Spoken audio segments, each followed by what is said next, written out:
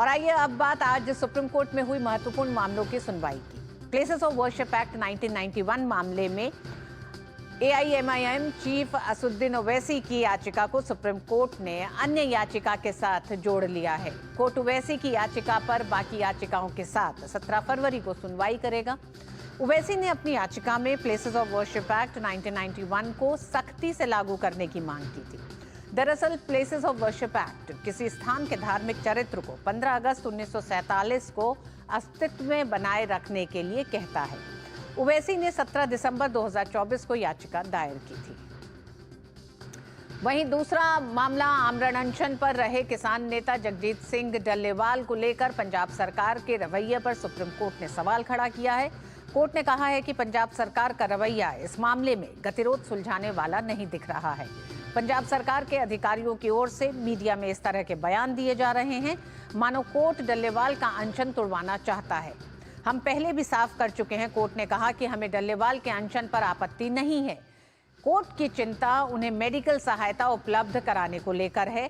Court ने कहा कि वो मेडिकल सहायता लेते हुए भी अनशन जारी रख सकते हैं। कोर्ट ने कहा कि पंजाब सरकार डल्लेवाल को समझाने में नाकाम रही है। कोर्ट ने अपनी ओर से किसानों की समस्याओं को दूर करने के लिए कमेटी बनाई है। सुप्रीम कोर्ट ने पंजाब सरकार के अनुरोध पर डल्लेवाल को मेडिकल सहायता उपलब्ध कराने के निर्देश पर अमल के लिए और वक्त दिया है। कोर्ट ने सोमवार तक चीफ सेक्रेटरी और डीजीपी को हलफनामा दाखिल करने को कहा है। सोमवार को कोर्ट अगली सुनवाई होगी। यानी कि इस पूरे मामले में पहले 31 तारीख की समय सीमा दी गई थी पंजाब सरकार को किसान नेता डल्लेवाल को अस्पताल में भर्ती कराने की, क्योंकि उनकी स्थिति गंभीर लगातार हो रही है। 35-37 दिन से ज्यादा का समय हो चुका है वो आमरण अनशन पर बैठे हैं और उसके बाद उस समय सीमा को 2 जनवरी तक बढ़ाया गया और आज एक बार फिर सुप्रीम कोर्ट ने कुछ सख्त हिदायतों के साथ ये कहा है कि पंजाब सरकार इस मामले के हल की तरफ नहीं बढ़ रही है। सुप्रीम कोर्ट में विकास सारथी से इन दोनों ही सुनवाइयों पर हम बात करेंगे। विकास हमारे साथ जुड़ गए हैं। विकास, सबसे पहले बात किसान नेता डल्लेवाल को लेकर ही, जिस तरह से आज एक बार फिर सुप्रीम कोर्ट ने पूरी मंशा पे सवाल उठाया है पंजाब सरकार के।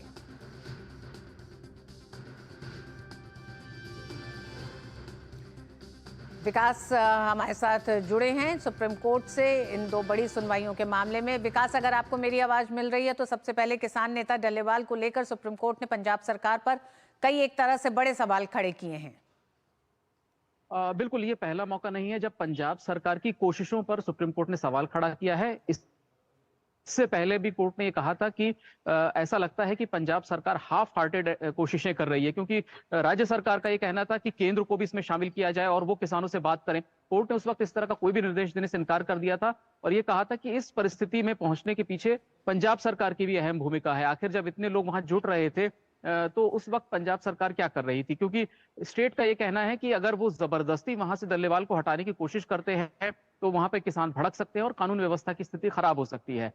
इस पर कोर्ट ने कहा है कि आपको ही ये सारे प्रयास करने हैं कि कैसे आप डल्लेवाल को और बाकी किसानों को मनाएंगे कि वो अपना अनशन जारी रखें, लेकिन मेडिकल सुपरविजन में, क्योंकि वो पहले से ही गंभीर बीमारी से पीड़ित हैं और जिस तरह से उनका जो अनशन है वो 38 दिन से ज्यादा का होने वाला है अब।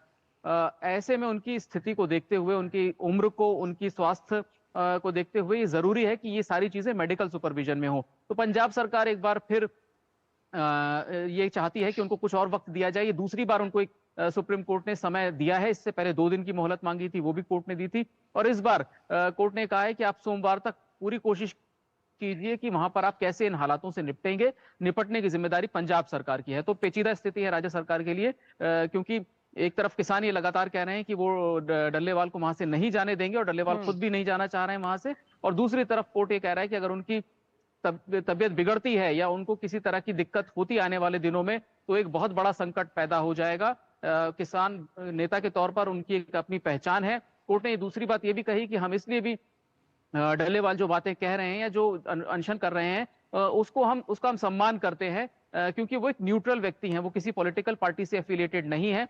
पंजाब सरकार अब इस बात को पूरी तरह से इंश्योर करे कि वो वहां पर मेडिकल सुपरविजन में अगर अनशन जारी रखना चाहते हैं तो वो जारी रखें, लेकिन किसी ना किसी तरह से उनको वहां से हटा करके किसी मेकशिफ्ट अस्पताल में ले जाना होगा पंजाब सरकार। जी विकास, कोर्ट ने पहले भी कहा था कि 2 तारीख को चीफ सेक्रेटरी और डीजीपी वीडियो कॉन्फ्रेंसिंग के जरिए इस पूरी सुनवाई में शामिल हों। आज कोर्ट ने कहा है कि दोनों से ही हलफनामा दायर करने के लिए कहा है। उस सिलसिले में क्या रहा और हलफनामा दायर करने में किन चीजों पे सवाल उठाया है सुप्रीम कोर्ट ने?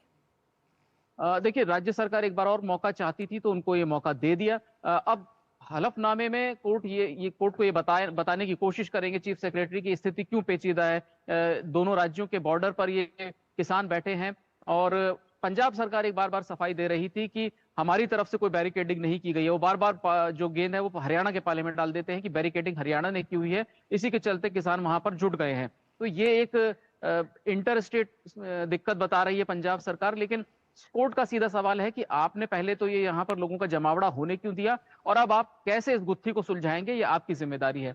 कोर्ट ने इससे पहले ये भी कहा था कि दोनों अधिकारी हलफनामा देने के साथ साथ वीडियो कॉन्फ्रेंसिंग से जुड़े।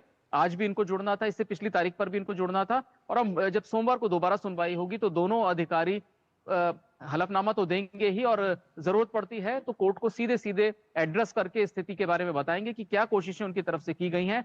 हालांकि पंजाब सरकार का कहना है कि कोशिशें जारी है और वो धीमे धीमे सरक रहे हैं आगे इस दिशा में, लेकिन कोई अभी तक ब्रेक थ्रू नहीं मिला है उनको कि वो डल्लेवाल को समझा सकें कि वो मेडिकल सुपरविजन में अनशन जारी करें। ठीक, बहुत बहुत धन्यवाद विकास इस पूरी जानकारी के लिए इस मामले पर।